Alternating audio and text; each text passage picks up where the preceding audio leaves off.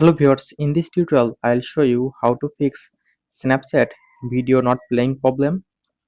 So let's see how to fix this problem. For fixing this problem, first of all find Snapchat apps and then tap and hold on Snapchat apps. Now open Snapchat app info, just tap on I button or app info. Now scroll down, go to storage option,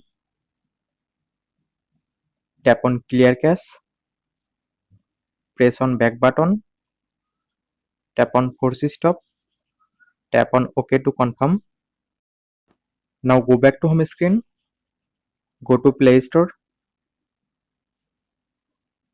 Now search Snapchat, tap on search app and search for Snapchat apps.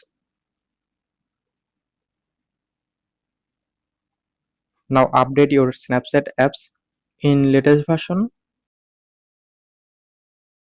After completing update process, now restart your phone.